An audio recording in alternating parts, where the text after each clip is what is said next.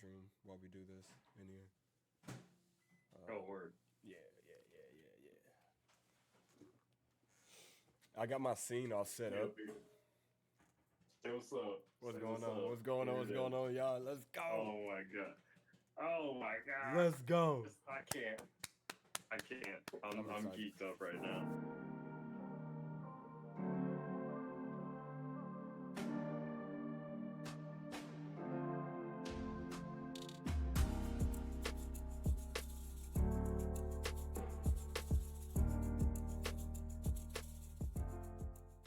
All right, so you guys just saw the trailer that we had to introduce kind of the Father Time podcast. Shout out to Usher, who doesn't know that he's a part of this, but shout out to Usher. All right, so speaking of Usher, with him being like, with us teasing the whole Super Bowl thing, we're going to kind of like blend in the fictional father draft that we're going to be having this entire series with Usher, right? So what are your top 5 Usher songs? If you could pick the all-time Usher song with your list, what do you got? I mean, it's my karaoke song. It's the only song. It's the only song I'm putting on that list. Nice and slow. That's it. It's the line at 7:00.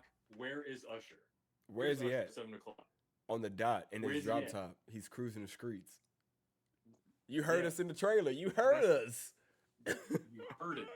If we ever do karaoke, just For know sure. that that's on deck. I got you. I got your backup singing for sure. Mine is "Love in This Club," part 1 and 2. So like we talked about it, we're not gonna do sequels, but part 1 and 2, "Love in This Club." That's my karaoke go-to if I'm gonna do Usher.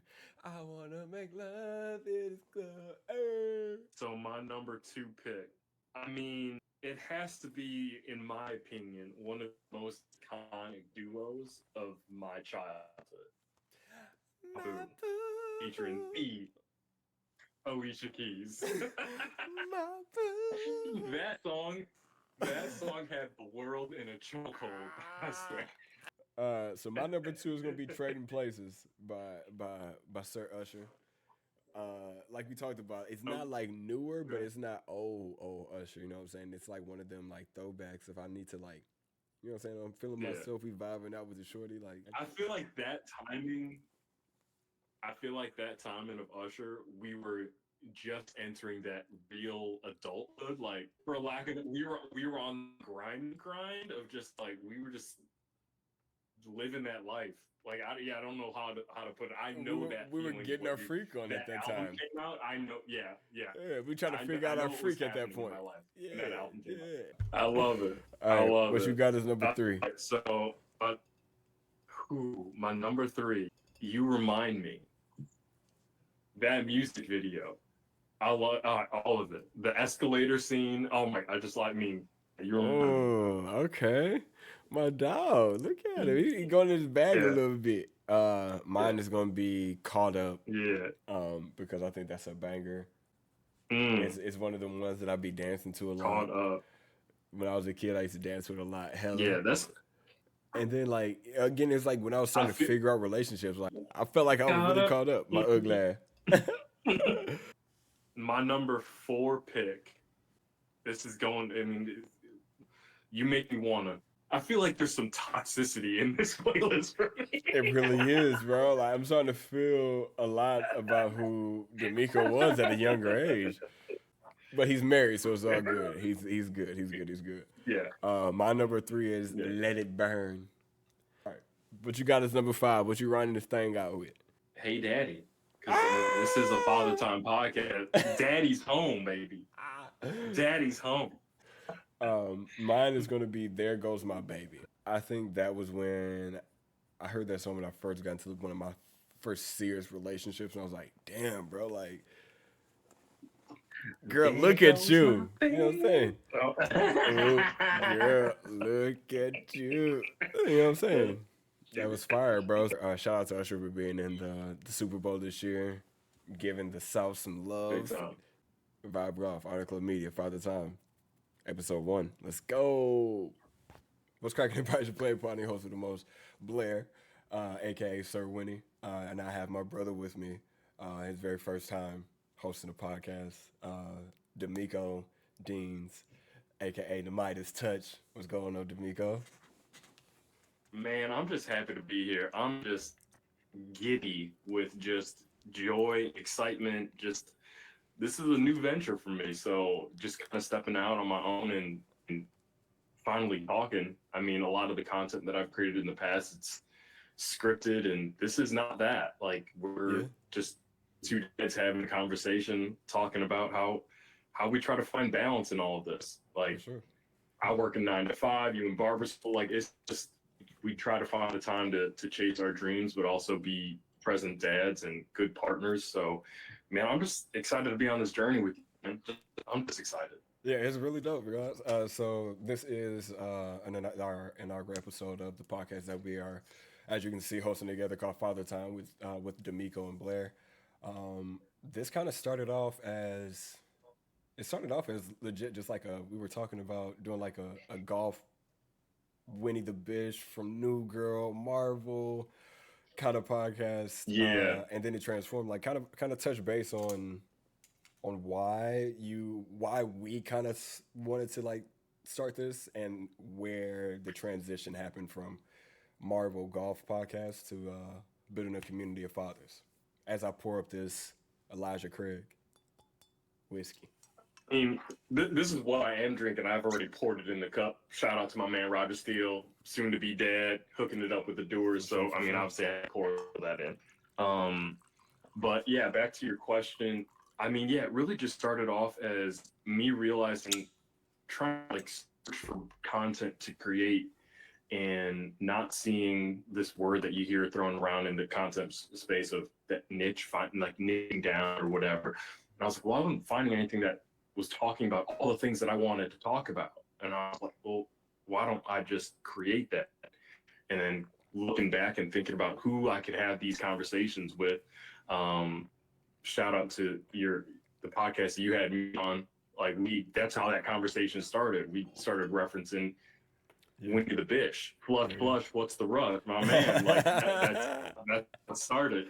Um, and that kind of spawned this friendship where we would just kind of send stuff back and forth to each other, but then realize we had stuff to talk about. And you always ask me like, "Hey man, like how's fatherhood?" Like that's how we've started every conversation. It's like, man, how you doing as a dad? Like, how you doing? Um, and I think, I mean, I'm kind of in that pocket where Mari's still young enough where people still ask me, "Hey, how's fatherhood?" I'm sure once you get to the level that you're at, 7, 8 years down the road, people stop asking you, "How are you as a dad? Like how you doing? Like Yeah, how's fatherhood treat?" yeah, And that kind of started this conversation of doing a a fatherhood podcast where we would talk about all of it, trying to find the balance, because like we were still trying to find the balance of how we could talk to each other, because we across a couple different time zones, yeah. schedules, definitely different sleep schedules, because I'll be seeing you online, I'm waking up and I'm like, I know this motherfucker ain't still up right now. I'm like, do I send him a text? Nah, because that's just weird. Yeah, I don't. Yeah, I'm just What gonna the let it fuck you go. doing up? What you doing up? It is 4 o'clock your time. Please go to sleep. No, Bro, for send that real. text, bro, because I need it. My ass be up and then I got school like 4 hours later. I'm like, "Ugh." No, but like I kind of agree with you with that, dog. It really was the cause let's talk about it episode that sparked our friendship. I think I had seen some of your content with like with Raj, and just in passing, I think one of your first videos that I saw like content was the initial issue that you had with Eastside Golf, and I was like, oh, this guy is like he's intellectual, he's funny, he has like a golf game, so obviously we're there. And this is before I like tapped into the vibe golf side of you to see your fatherhood side. So as we talked in the podcast, found out about your upbringing, found out about like how you and your wife parent, and then like you said, we started hitting each other back and forth with the volley of Instagram memes, and uh, I'm like super grateful that it came to a moment where he hit me because I had stopped doing the podcast myself, my podcast. I was like, I've accomplished what I set out to do. Um, and when D'Amico reached out to me, he was like, "Yeah, I know you said that you're, like you're out of the chair, and you probably won't be doing a podcast again, but let me throw this idea to you." And you could tell that he was. I mean, I could at least. I mean, I don't know. You could speak on where you were coming from at it, but I could tell that you were a little like, I don't know if I want to be asking people to do stuff like this. And I was like, so I was grateful that you picked, like, that you asked and reached out to me to want to host this um, fun but heavy and much needed Discord type of podcast, bro. Yeah, man. I think I was definitely hesitant of like knowing who I could have these conversations with. Yeah. Because if you're talking to some people, the conversation can be very heavy all of the time, and that's good. Like there are places for that conversation, but all the time, like that's a lot. That's a lot to take on. Mm-hmm. So you need that time to kind of cut loose and look at the hobbies and look at what makes you laugh and what brings you joy and be able to talk about that. The way it was kind of easy to bring it up to you was when I brought up the idea of the podcast. I was like, yo, I'm thinking about doing this podcast. And you're like, yo, if you need any help, let me know. And I knew I was just coming at you with questions. And I think you may have mentioned it to me. You were just giving me the answers. And your wife was like, well, don't get too invested. Like she kind of held you back. And then you kind of realize like, oh no, this dude is serious about this podcast. And then I gave you the name that I kind of came up with on a morning walk with my dog. And I was like, what do you think of this name? And we came on to Father Time and that whole, like, I mean, in the sports analogy, Father Time is unbeaten. Yeah.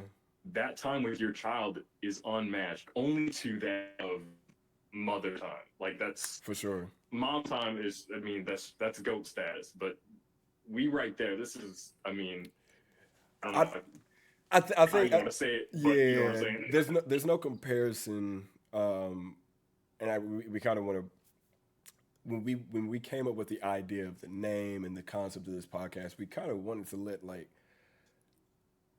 let people know, because I was raised by a single mom, which we'll get into later on. But I wanted this podcast to be for the father, not like the sex, but for the title. Like my mom raised me, like that was the only dad I knew. So if she would have had a podcast of men talking about how to raise young men or their struggles with like raising their children and balancing these things, I'm pretty sure it would have given her more tools. So this is not a sexist battle or men are better or women are better or like, we're not knocking one to raise the other. What we are saying is we as two fathers wanted to create a community and a space where new fathers, old fathers, in-between fathers could see themselves and not have questions or feel like they were alone in the questions that they had. They didn't have to be scared alone. We got you as black men, as fathers, as a Filipino father, as a black father, as, like, we got your back, bro. Like, you got questions, we got answers. And if we don't got the answers, hell, the Father Time community is going to have some answers for you, because we're going to have an array of people as guests and in the community. So we want you guys to know this is not a knock. This is strictly a spotlight for fathers who need it, a community for fathers who need it. And again, a father is what you want to be. Yeah, you hit right on it. Of like being scared. Like fatherhood is scary, and that brings me back to how we came to this moment. Mm-hmm. I told them, I'm scared of doing this. This is out of my comfort zone. But it's easier because I'm like, I'm gonna still do it scared, but I'm gonna do it with my man Blair. Yeah. And so it's still scary, but it's less scary, and it makes it easier to keep going that next episode, whatever we're doing. It makes it easier, and so hopefully the Father Time podcast can provide that sense of community for other fathers to know that they're not out there dadding alone. Like you got folks that are behind you. And if you listen to this podcast, chances are you're trying to be one hell of a father. and Hell yeah. we along for the ride. Yeah. Like that's just I when I think of the statement "father time is unbeaten," like I just know that the time that I spent with my daughter, I want it to be the memorable time that she has for the rest of her life. Yeah. Like I would just want her to like whatever it is, whatever relationship she has in her life, the relationship I have with her sets the standard.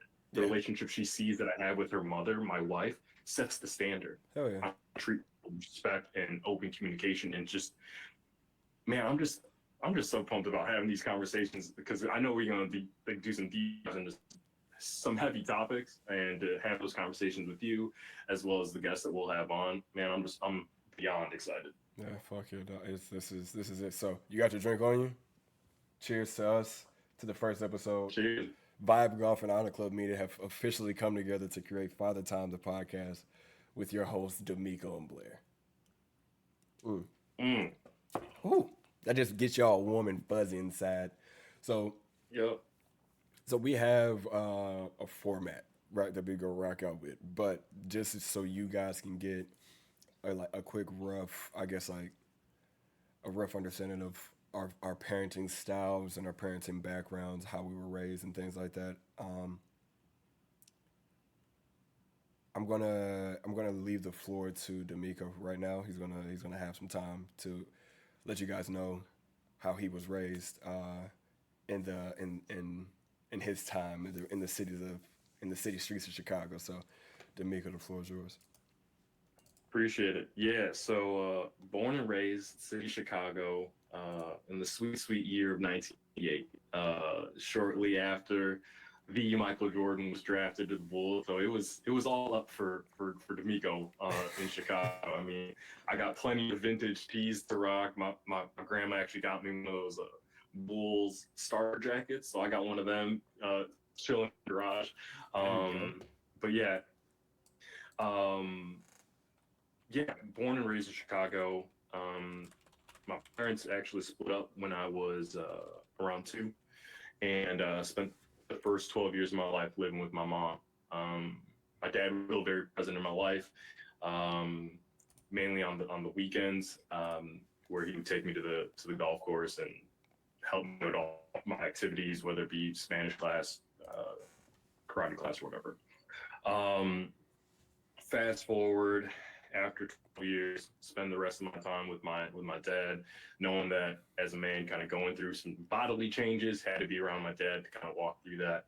For the most part, I mean, my dad was intense, for lack of a better word. I that he loved me and cared very deeply for me, and while the upbringing may have had some tension, to say the least, um, I knew everything that he decided, everything that he tried to help me do was out of the kindness of his own heart, and like he had my best interest at heart, Yeah.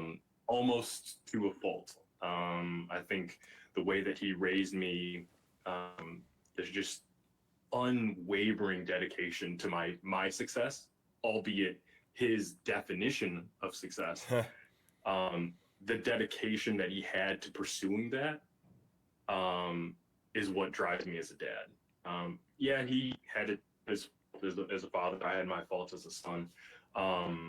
But that has been the biggest thing for me on how I parent. I'm a father to Mayari. Um, Whatever she wants to do, whatever it is, I'm all in. Science fairs, spelling bees, Comic-Con, whatever, you name it, I'm in there, and I'm one of those dads. I'm cheering and supporting as much as she's willing to be a part of it. If she says, "Hey, Dad, I don't want to do it," then hey, Route. we call it quit. Yeah. But I'm gonna ask you to call quits on a good day.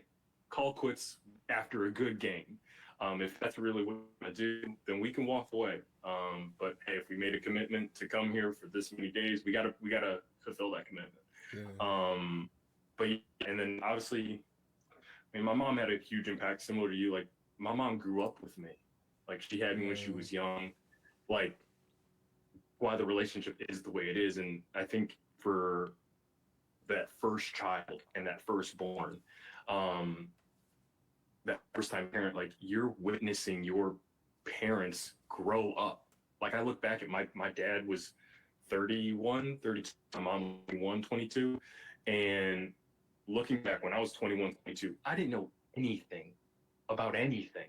When I look Dude, back at it now, dude, you thought you did. my dad, yeah, I thought I was ready for everything.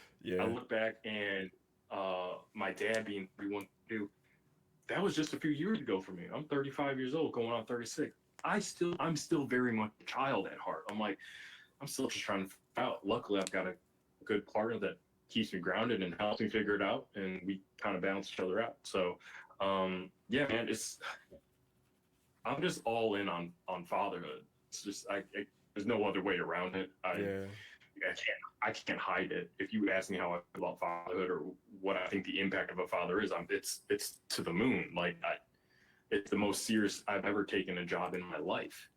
but yeah, Like I know we'll get to it about like feeling that parental guilt of wanting to do other stuff. Like, but yeah, we'll get to it. But how about you, Blair? I mean, tell me about your past, your upbringing, how that have impacted the type of father that you are today, Penelope. so like it wasn't hard, but it was like looking back, it was a challenge, more or less than anything else. Um, but during the times while I was in it, it didn't truly affect me. I know that we didn't have much, but we had enough, right? My mom was raising two kids or three kids on her own, two boys, one girl, and she didn't have anything when she moved from Lansing to Tennessee. So church family, like we got put in a church, raised in a church. So it was a lot of father figures around. Never like my actual father, because he was hella absent. So when I think of fatherhood, and that's why I said, like said earlier, like there is no gender upon fatherhood, because a lot of guys that I know were raised by some amazing women, and they're great dads to this day. Some of them I lean on still right now as mentors or soldiers. I call them, you know what I'm saying, like soldiers in this journey, bro, because Mm, we're all battling together. So, but it was challenging going through those same moments that you were talking about, bro, where you have thoughts of like, you know, your body's changing and you have questions about where you come from and are you worthy? Do you like? A lot of the mm, times I didn't feel like I was enough when I was growing up, being the middle kid and my dad not being around, my brother having his father. He got a chance to go live with his dad when he was like 15 or 16. And my sister's dad being around, he would come down and visit her in Tennessee as much as he could. So being being a kid who didn't have a dad in the house with people who had fatherhood or like father time, it was a difficult challenge. I would say I spent a lot of nights like questioning myself, crying a lot. Um, hell, even right now, like a lot of my therapy moments are fighting those moments of feeling like I wasn't good enough for a person. So am I good enough for my people, for my daughter? Am I a good enough father? Am I a good enough husband? mm. Not like a woe is me moment, but those are thoughts when you don't have, I guess, like when you don't have somebody to ground you or secure you with like that fatherhood love, like that Mm. male love, that male attention that you were like yearning for in a sense. Yeah. So no, it was my mom tried all she could. She, you know, she married when she met my stepdad. She married him, and I think that she chose him because she was like, I want somebody to be a solid man. She found him in the church, so she thought that she was getting the right guy. And you know, my stepdad is an amazing dude, still in my life to this day. But he was, you know, he cheated on my mom a lot, and it just, I don't know. It was, I had a very shrewd view of male, like of men growing up. But um, but the way that kind of equates to my like my parenting style now is there never not be a moment where Penelope needs me that I'm not there. If she ever, it's like you were saying, um, If you're in it, I'm in it. If we volleyballing, we volleyball. If it's tumbling, it's tumbling. Like daddy gonna get on the ground, we gonna learn how to roll together. I'm gonna Hmm. be in that journey with you, dog. Cause I'm gonna give her everything that I wanted. So to see the creativity in my daughter's eyes and like the moments where she wants to be outlandish, it gives me joy and it brings me a sense of like I feel proud because I have created an environment for my daughter that I feel like I truly didn't have. She has a space where she can be seven. She doesn't have to worry about what's coming next. You dig? So Hmm. that's just where it's at. So like I think that kind of segue into the Instagram clip that we have lined up. To realize what children are really for on a universal level. Why do children exist? Why do we have offspring? Because I have an 11-year-old and an 8-year-old. I'm really just raising the 11-year-old and the 8-year-old inside of me. But see, I wasn't conscious enough. I wasn't aware when I was 11 and 8 years old. So they are the ones that bring it up out of me. So everything that maybe triggers you or bothers you with your children, they're really just trying to show you these parts of you that you had forgotten when you were that age. So now you'll start to see that the greatest cosmic teacher that you have along this journey are the children. When you sent that to me, I knew you had a lot that you wanted to unpack. Kind of tell me what you felt when you first heard that and your stance on his saying. Sure. So when I first that piece of content in, I mean it just spoke to me so much um, about the idea of parenting to that child version of you. Hmm. You touched on it, talking about your bringing and not feeling enough. I felt that at times, whether it be my race identity, not feeling black or Filipino enough.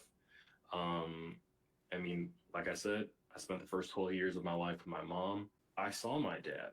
I saw my dad with this other family. He didn't try to hide it. I was aware of them. Mom was aware of them. Um, I had a stepmom and I had a brother, a half brother, and a half sister. And I wondered, I was like, was I enough for my dad? Why couldn't my mom and I have that feeling? That's what I wanted. And so I remember those moments of, you say, like, crying and wondering if you're good enough as a kid. As a kid, you felt those things. And I remember feeling those things as well. Like, hey, were we not enough? Me and my mom? And I never had this conversation with her, but I had those questions like, what about us wasn't good enough for this? Um, Dad's on his own journey, but I think about those moments at being 11, 12 years old, 13 years old, and just questioning where I fit. And I look at Ari and thinking about being a teenage, preteen girl going through this world. She have questions about her racial identity. She is black, Filipino, and white, but she's white passing. Yeah. So like she will have a different version of that same racial identity crisis that I had. And I just want to make her feel, like you said, every moment you are enough. Whatever it is, you are enough. You are woman enough. You are human enough. You are enough, Filipino enough, white, whatever. You are enough in the skin that you're in. Yep, you're you Full enough. stop, end of sentence. You are you enough. Like yeah, did I we both had them. Like we both have said it. Like we both had moments where we're like, am I enough? But if I could go back and talk to 8-year old me or 10-year old me, dog, more than you is enough for you. You is gonna be enough for this world one day, dog. Like because one man doesn't see that, does not kill off the millions of people, the thousands and hundreds of thousands of people that you can and will impact at a certain point in your life. And I don't know about you. I mean, I do know, but your thoughts about it. Like you and your dad still have like connection in a sense, kind of, right? We don't talk. We have, funny enough, he actually texted me yesterday out of fucking nowhere. Oh Like out of wow. nowhere. Like it must have been some cosmic shit. Like he knew like, oh, this podcast is set the stage here. I love and respect my dad. Like I may be like, bro, you made some fuck up. I will call him, man, this motherfucker, like that type of thing. But I won't say like, no, you are like an SOB. I'm not like calling anybody by the name of that. But he has, from my perspective, has not done anything that didn't also benefit him.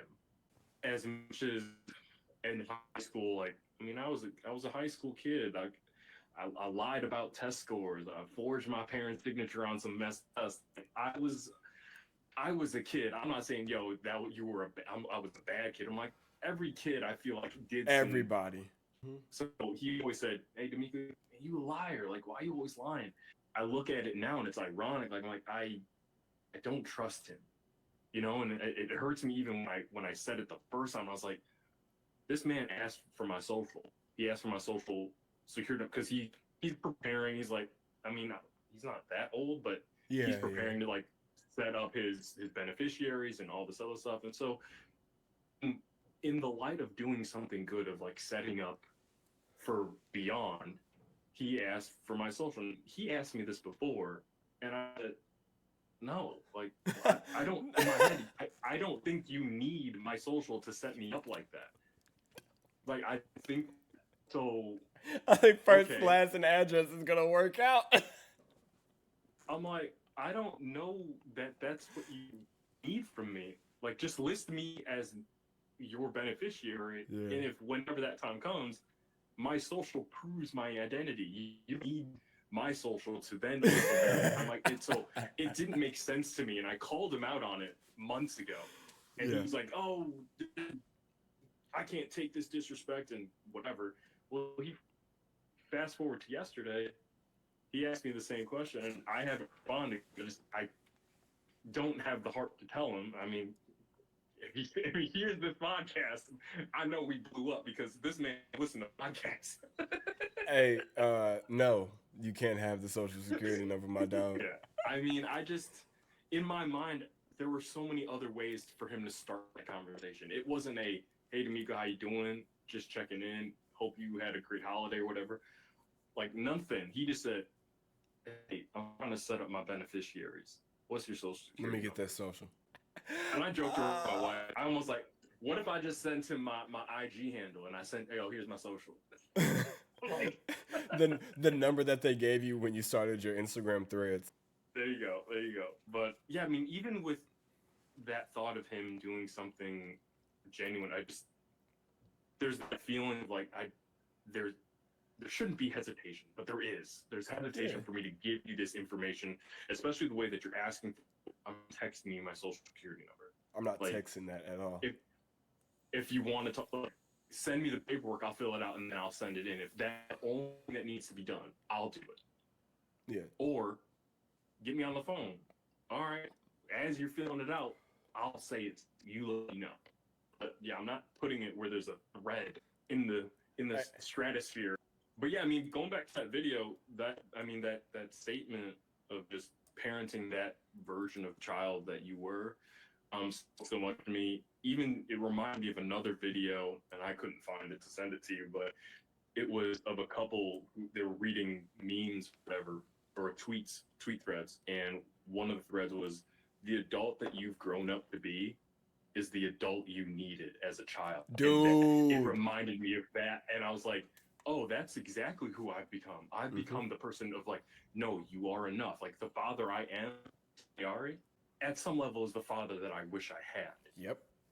Really it. Even though like I will take that relentless dedication that my dad had on my success, because when I said I wanted to do something, he was all in. Like, yo, you want to play golf? I'm gonna get you the best instructors. You can have the best equipment. We're gonna travel. We're gonna do what you need to do to get you a scholarship. And he succeeded.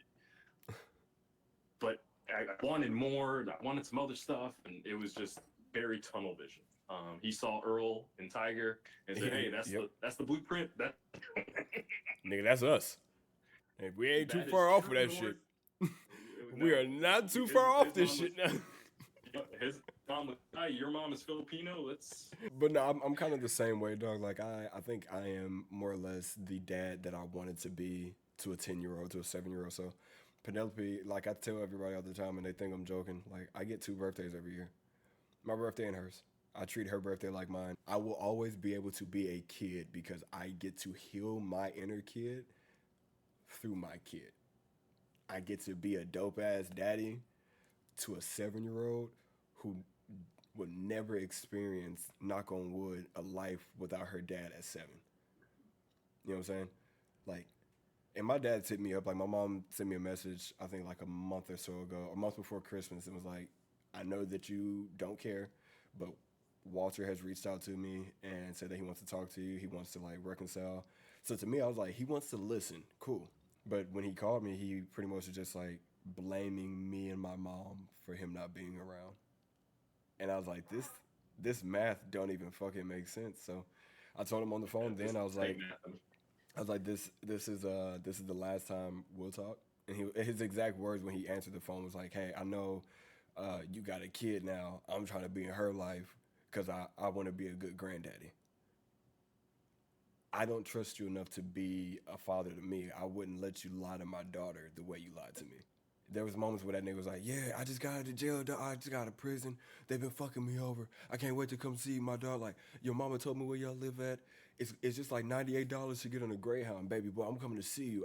And as a kid, I was like, man, that must have been so hard for him to like try and figure things out to get here. And as an adult, I know that $98 is not even a whole 3 hour shift at work. And if you Mm. really cared, you would have made that shit happen by trapping. Like, there's nothing I wouldn't do to make sure my daughter had. And I want people to understand what I mean by that. Like, there is not a thing in this world that I wouldn't do, legal or illegal, to make sure that that little girl had a life that was better than mine. All right, so we do have a couple questions that we want to get into before we get into some fun stuff. We took some time to actually like really detail these things out. Not these questions, but detail what we wanted to script out to you guys. So this episode is a little lengthier. Just want to thank y'all for sticking with us, listening to this conversation. Just so thankful for y'all spending the time listening to Blair and myself just talk about fatherhood and how we're experiencing it and how we're trying to balance it. If you like what you're seeing, like, subscribe, comment, and tune in next time. We'll be sure to keep the conversation going with Father Time. Part Love two, you. baby. Appreciate you.